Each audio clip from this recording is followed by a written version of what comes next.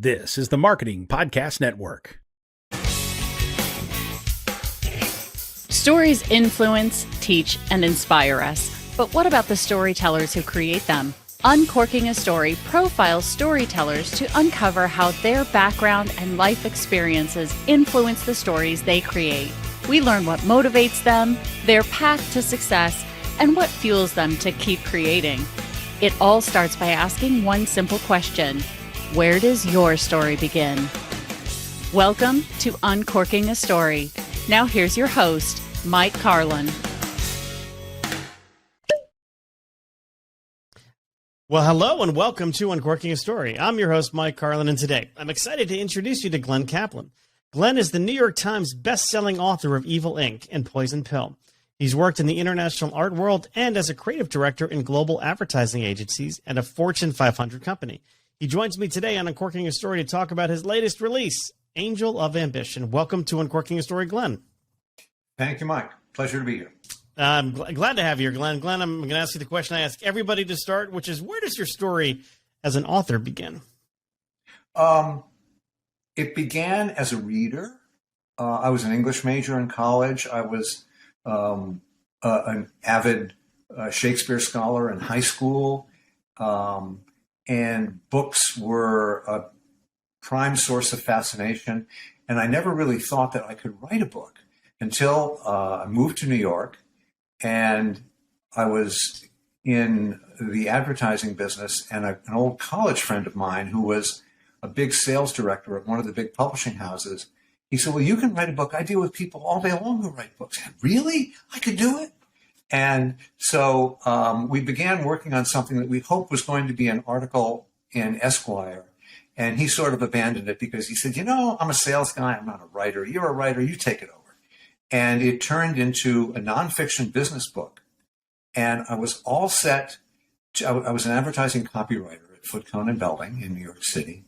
And I got an interview with a publisher, the guy who was the editor. Remember, there was a big book called Jaws? So he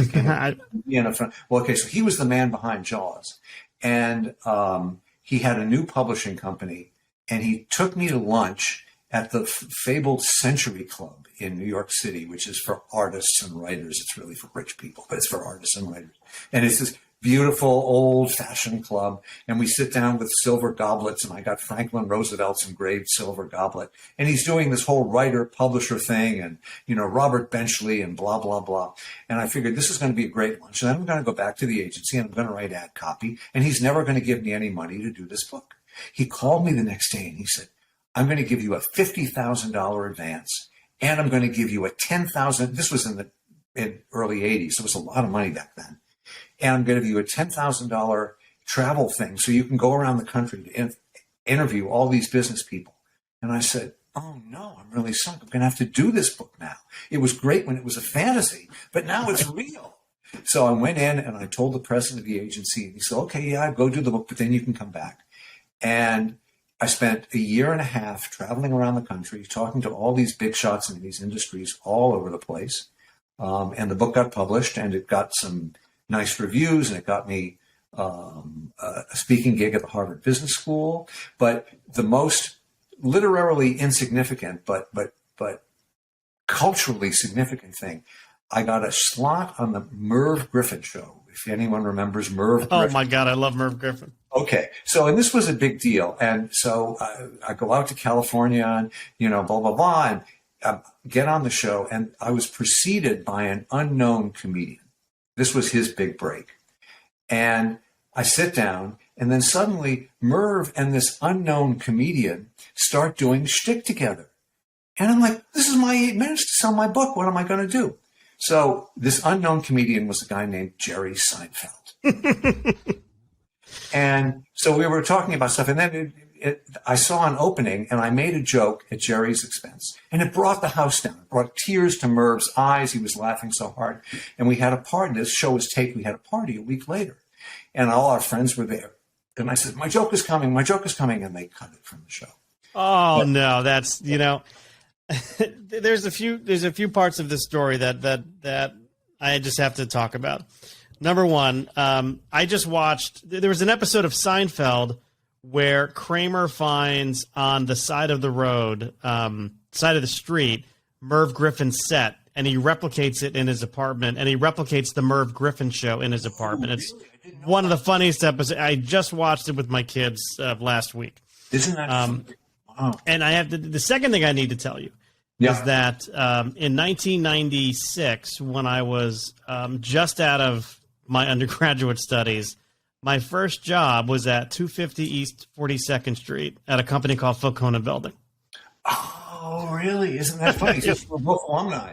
Isn't that interesting? Yes. I wasn't there that long because I jumped over to digital pretty quickly. But that's wild. What accounts were you working on back in your FCB days? The people of AT&T who made telephones, Western Electric. I got to do my first commercial. And it was interesting because the New Yorker, just before we shot our commercial, the New Yorker had a long article by a distinguished writer named Michael Arlen, which became a book called 30 Seconds, which was all about the making of a commercial with a particular director named Steve Horn. I was shooting my commercial. I was a baby copywriter with Steve Horn. And it was very glamorous and fun, and it was just like this article in the New Yorker, and we were doing similar things and working for the same company. And my first day on the set, I'm like, wow, this guy's a big, important director, and he's directing the talent. And we do the first scene, and I'm thinking, this is going to be great to see the technique of this director. So he goes, yeah, that was really good. He said, now read the line again, but louder. And I have to say, my first account, I was hired to work on AT&T. So look at that. Oh, really? Isn't that funny? What a funny coincidence. Yeah, it's a small world we live in. So that was your first book was nonfiction. A great story. I mean, a $50,000 advance, probably unheard of in this day and age. Certainly for fiction authors. Yes.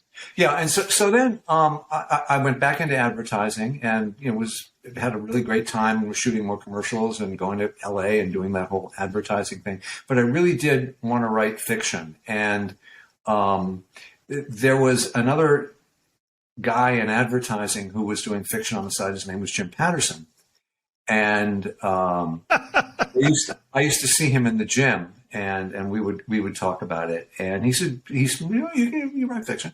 So I struggled away on a book that got published by St. Martin's Press.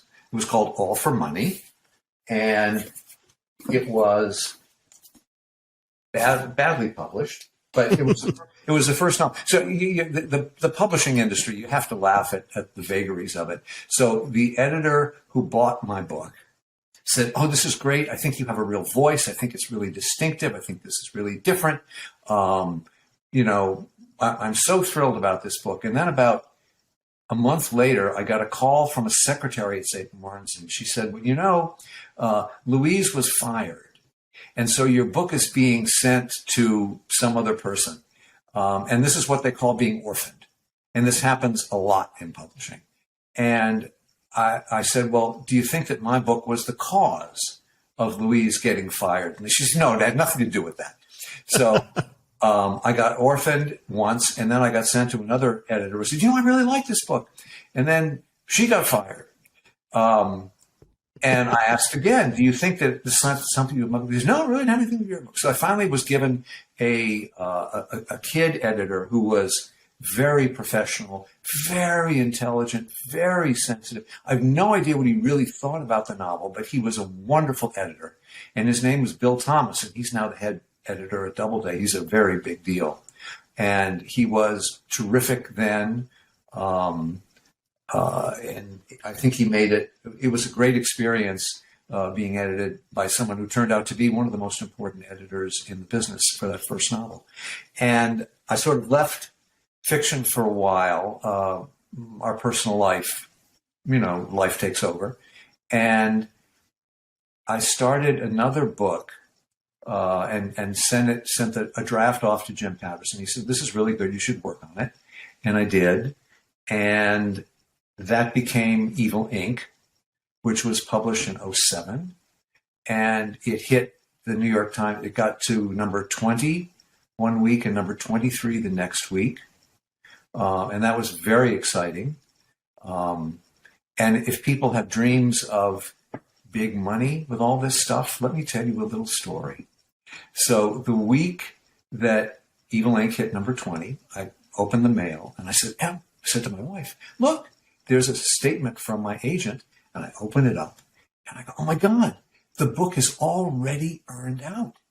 And we're number 20 on the New York Times Bestseller List. And I've got a check. And she said, well, how much is the check? And I said, $300.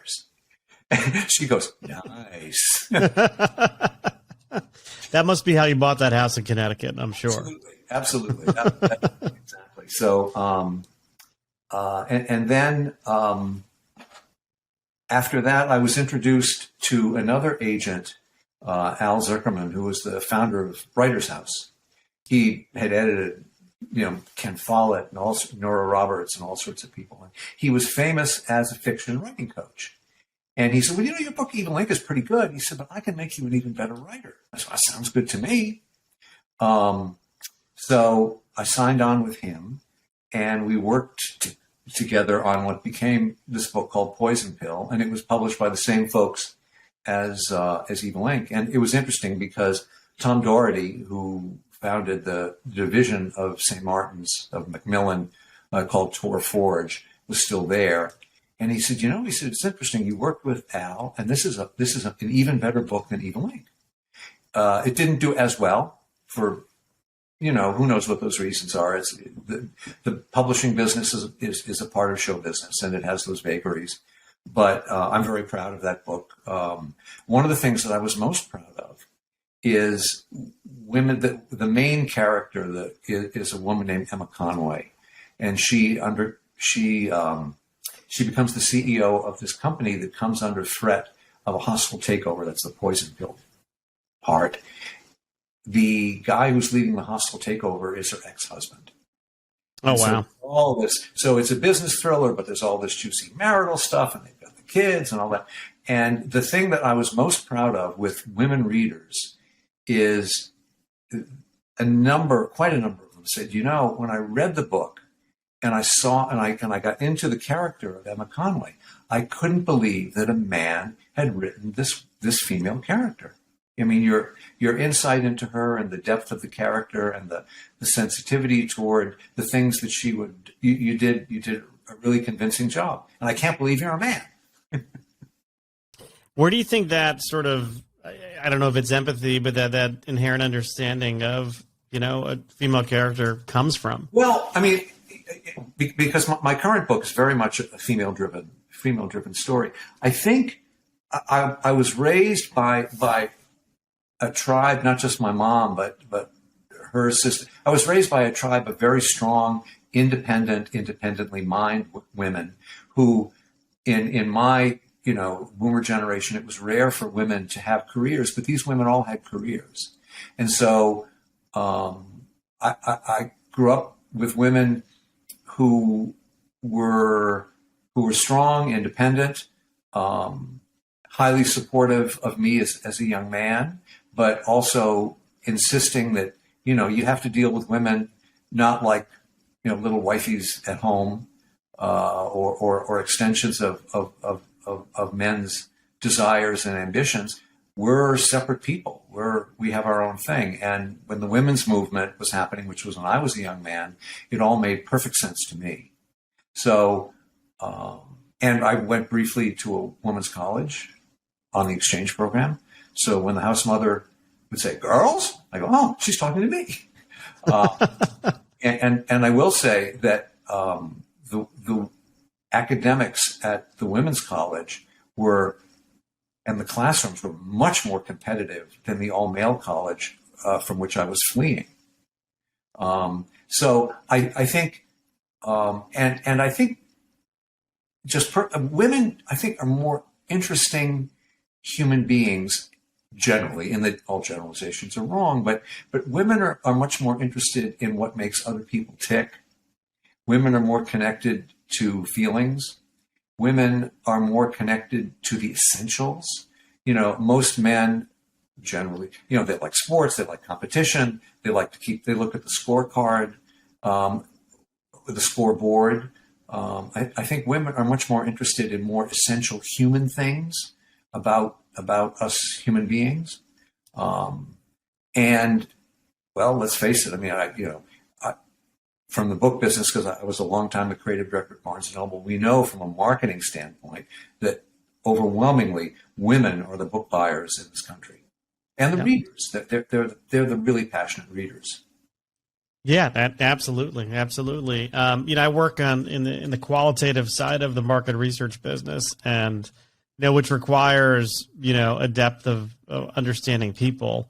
And sort of a motivation to understand them better and to get into all that touchy-feely stuff. And if I were to, I don't have numbers in front of me, but if I were to guess, 80% of the people who do what I do are not men.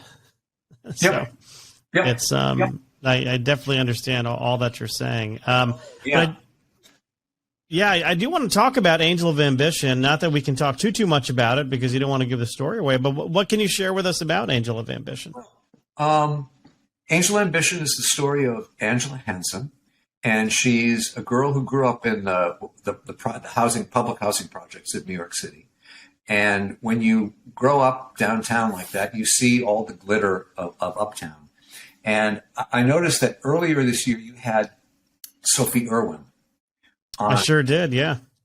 And her book, A Lady's Guide to Fortune Hunting, that phrase, fortune hunter. Angela Hansen is a 21st century fortune hunter. Now, Sophie's story, which is a wonderful, wonderful book, is a romance.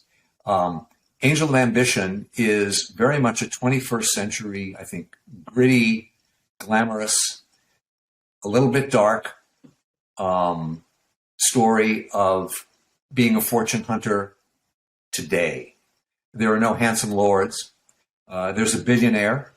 There are adventures, there are compromises, there are some nasty corporate doings, and she kind of slashes and burns her way through it. And the way she makes peace with her fortune hunter and her fortune hunting and the things that she succeeds at is she says, she's in the beginning of the book, she writes a letter to an imaginary daughter who she hopes someday to have. And she says, I want you to grow up feeling entitled to all of the things that I was not entitled to, where a world was telling me that I couldn't have a big life, that I couldn't do this, that I couldn't do that I didn't deserve this. But I want you to know that it isn't just the material things that I want for you. I want you to feel entitled to feeling whole, to feeling loved. And the one thing in the course of my life, Angela Hansen, that I was never able to afford was to be able to allow myself to give in to the power of love. And so she makes it to the very, very, very top, but there's a price that she pays, and she knows what that price is. But there's a lot of fun, a lot of excitement, a lot of suspense and glamour along the way. Yeah, but it's that human need for love and connection that sounds like it's missing in her life. Mm-hmm. Yeah, but she gets everything else. She gets everything else. I mean, it begs the question, though, if we have everything else in the world, but we don't have that, what do we really have? It's a philosophical question, perhaps. It's a philosophical question. I have a friend whose brother sold his company for $1 gazillion, and he's had like 4 marriages. And our friend, his sister, said to him one time, as he was leaving after visiting, she said, but are you really happy? And he hops into his Ferrari and he looks and he says, happy enough. And he drove away. Happy enough. So I don't know. I mean, look, Angel of Ambition is a fun suspense ride through a world of glamour and grit and conflict. Yeah. Well, it definitely sounds like an exciting read. Certainly something that's up my alley. I always like to get to know my guests a little bit more through pop culture. And as a former advertising guy, you might be able to appreciate that. So I'm curious, when you were growing up, Glenn, what were some of your favorite TV shows? What did you like to watch? I remember all sorts of. Let me think what I really, really enjoyed. I enjoyed the Norman Lear shows. All in the Family, Maude, the Jeffersons. And I think what I liked about them was the societal comments that they made in them, because it was kind of breaking things open for people and pointing out prejudices and biases and bigotry and all that. And that was really, really fun. And of course, I was Woodstock generation, so all that music was terribly, terribly important to us. In fact, my buddies and I, we actually had tickets to Woodstock. But, you know, when you're a group of college kids, there's like one guy who has the car and the other guys don't have a car. And so the guy who had the car that summer, he said, I don't want to go to another rock concert. He said, let's go climb Mount Washington. So we climbed Mount Washington and we're listening on our little transistor radio at what we're missing at Woodstock, and we missed it. Oh my gosh. So I was interviewing somebody, not for the podcast, although I tracked her down after this fact, and she did join me on this show. I was doing a project in Phoenix, Arizona, and I was actually interviewing this woman's son. He was a high school athlete, and the project was for a protein powder company. So we were talking to high school athletes as well as some professional athletes, which was neat. But I could tell this is the last interview of the project. I didn't even want to do the interview. The client said, we don't need to do this one. We've had enough. I said, you know what? We're here. We're going to do it. So we go into this house. And I could tell the mother was like, who the hell are you people talking to my son? Like, she just had like this like instinct, like, this is just strange. And if you think about it, the work we kind of do sometimes can be strange. But I knew that my first job was to kind of bring her at ease, like make her feel at ease. So I started asking her about her life. And she's like, well, you know, we just moved out here. I'm from upstate New York. I said, well, we're from upstate New York. My aunt and uncle were from upstate New York. She's like, and then I hear this voice on the couch, who's her husband, saying, just tell him. And she's like, well, do you know, anything about Woodstock? And I'm like, I mean, I'm a little bit younger than that generation, but I mean, that's the music that I love. Right. And she's like, well, I own Andy Yasgur's homestead. Really? Yes. So she doesn't own the property the concert was on, but she owned his home, or is Max Yasgur. I said Andy Yasgur. Interestingly, Andy Yasgur was his nephew who I worked with at MasterCard 100 years ago, but that's another story. She was there. With who? Peter Dempsey. That was one of I remember Peter Dempsey, yeah. Yeah, I did commercials for him, for Peter Dempsey for MasterCard. Oh, yeah. Yeah. Yeah. House. But yes, yeah. But that was my Woodstock connection. And then I interviewed her about what it was like. And then she tells me during the interview, she's like, oh, I never made it to Woodstock. Wow. I'm like, oh, you got to be kidding me. But she and her mother were handing out sandwiches to everybody who were stranded on the side of the road because of the three-way. But it's a real piece of history. Yeah. But what about now? Anything you'd like to watch on TV now? Is there anything worth watching in your mind, Glenn? I haven't. The last thing that I saw on Netflix right after the worst of the lockdown was something that I thought was an incredibly brilliant, totally original piece of indescribable catharsis after the pandemic. It's a piece that got a lot of play called Inside by Bo Burnham. And what he did during the lockdown was, because he writes songs and does satire and whatnot. He's extremely talented. He made a movie all by himself, his own cameraman, his own editor, his own effects person. And it's just a seemingly disconnected string of observations about himself and about society during the course of the lockdown. And each little set piece is more brilliant than the next one. I mean, he does a spoof of a white woman's Instagram. That's just an incredible spoof. He does spoofs on everything, but there's real thought behind it. This guy is a brilliant, multi-talented person, and he's been doing this since he was a teenager. He started as a YouTube phenomenon, and apparently, what he said was he interrupted his performing career because he was having panic attacks, and he stayed off stage for 5 years, and then he was going to go back performing the minute COVID hit. And so that kind of, increased his shock. But this piece inside is just brilliant. Yeah. I know you were talking about not going to Woodstock before. Who, out of everyone who performed at Woodstock, who do you regret not seeing the most? Oh, really? Oh, Hendrix.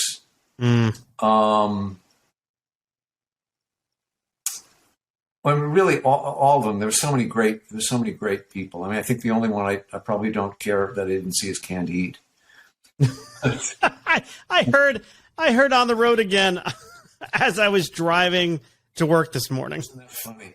Yeah, it's so funny. Yeah. So funny. I see you've got a lot of books behind you. If you knew you were going to be stranded on a desert island, let's say you jumped into the cast of Gilligan's Island, and you could bring, a few different books with you. What books would you want to make sure came with you to the desert island? Yeah, Shakespeare, because it's got all the plays. I would bring the Philip Marlowe books by Raymond Chandler, which are just, I reread those for the stories and also just for the writing, his handling of words and his juxtaposition of things. He's such a master. He's such a master. And then, he really perfected the art of the noir. So I would want to be with Philip Marlowe. And another book I would reread is The Poisonwood Bible by Barbara Kingsolver. I think that book is a masterpiece. It's about a family that is they're missionaries in Africa in the 1960s. And the family kind of falls apart. And it's one of those books where you say, what's it about? And it's really about everything. I mean, it's about a mother's love. It's about children growing up. It's about colonialism. It's about the natural world and man colliding with it. And it's just from beginning to end, it's just beautifully, magnificently written. I haven't followed her as much of her later books, but this is the Poisonwood Bible is just a masterpiece, and it's one of those books that you can reread and get something out of it each time you reread it. As a former ad guy, I'm curious, and you can pick one of your ads or any ad, but any ads you consider particularly memorable or something you'd put on a top 10 list? Oh, sure. Last year's Super Bowl commercial for Uber Eats. That was brilliant advertising. It was absolutely brilliant advertising, and everything about it. The concept of, playing on Eats and the confusion about Uber and the celebrities that they cast in it and the way they used them. It was absolutely, and a lot of Super Bowl advertising, because I'm a student of that, is just mountains of money searching for a purpose. And being washed down the drain. But this commercial, it was creative, it was rule breaking, it was mold breaking, and yet it did all the things that the market researchers and the brand people wanted to do. I mean, it nailed the brand. It was a brilliant, funny, hysterical commercial. And because a lot of times on the Super Bowl stuff, the things that are really entertaining, the brand gets lost. Yeah, but this one just drove it home. I mean, once you saw those people biting into the detergent, or biting into things that weren't food, it was because you eat it. And it was just a great commercial. Really admired that. Right. Well, very good. Kind of going back on the more serious side of things, just kind of thinking about your career as an author. Any big lessons you've learned about yourself? Going back to that first, book you sold, nonfiction, through the fiction, your fiction work. What big lessons have you learned about yourself? That the marketplace and your book are two different things. And what happens in the marketplace may or may not be a reflection of what's in the book. And so what you really have to derive your satisfaction from is crafting the book that you feel is going to give readers the best possible experience of the idea that you have. Now, how many readers you find will vary upon the vagaries of the marketplace, but there's only so many things you can do. It's largely out of your control. But the one thing you can control is making what you feel is a really good book, and that's the principal satisfaction. And then the other things you have to roll with the punches as they come. And last up here, if you could go back in time and whisper some words of advice to your younger self, Sure. What would you tell the younger Glenn, aside from you better go to Woodstock and not go hike Mount Washington? When I was writing the first few books, I spent too much time with the ultrafine sandpaper on the prose. And while in an obsessional way, it's kind of a satisfying activity, it's not worth it. And the readers don't see it or appreciate it. And so I would say, Glenn, those sentences are really good the way they are. Don't keep going back over them. Yeah. So kind of not be too hard on yourself and not strive for perfection necessarily. And I would also say, trust that an editor is going to pick out anything that's majorly wrong with it too, right? Absolutely. Yes. Yeah. That's what they're for. All right. So the book is Angel of Ambition. My guest today has been Glenn Kaplan. Glenn, where can people pick up Angel of Ambition? Well, it's Amazon is the easiest place. Barnes & Noble, you can order it online as well.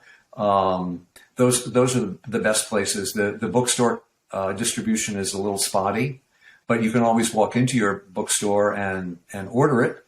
That's easy to do. The IPG group can get it to the bookstore overnight. All right.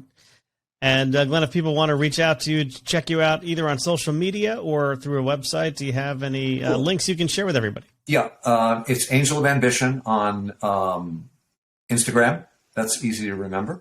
And you can check out Glenn Kaplan, author, on Facebook.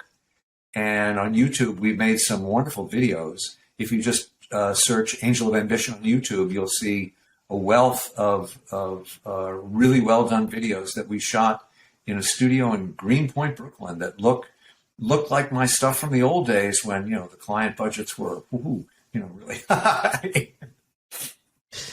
Very good. Well, Glenn, thank you for stopping by Uncorking a Story and letting me uncork yours. Thank you. Pleasure.